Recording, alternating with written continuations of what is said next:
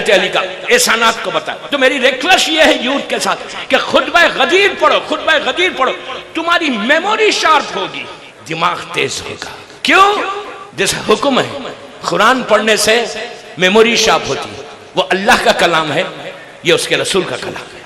نہج البلاغہ کا روز ایک پیج اور قرآن کا روز ایک پیج پڑھو، تمہاری میموری شارپ ہو جائے گی. وہ اسٹوڈنٹس جو ایگزامز لکھ رہے، جو یہ چاہتے ہیں کہ ان کی میموری شارپ رہے، خطبہ غدیر پڑھ کے دیکھو.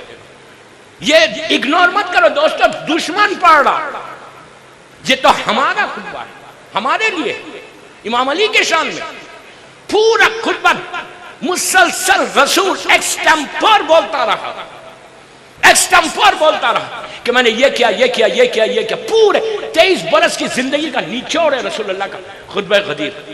ہر شیعہ کو پڑھنا چاہیے. آپ پڑھو، اس کے بعد آپ خود مجھے دعا دیں گے کہ کیا چیز تھی جو اب تک ہم بھولے ہوئے تھے. اپنی اپنی زبان میں پڑھو، عربی میں مت پڑھو، اپنی لینگویج میں پڑھو. then you will realize کہ what اللہ کا رسول is saying.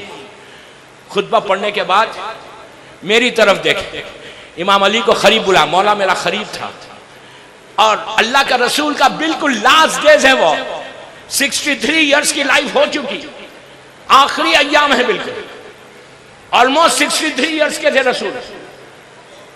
امام علی کو قریب بلایا، قریب بلا کے جب بالکل قریب آگے تو جھکے، رائٹ سائڈ پہ ایسا جھکے، جھکے علی کو سامنے کیا، اپنے سامنے. اس کا پیچھے سے اٹھانا شروع کیا.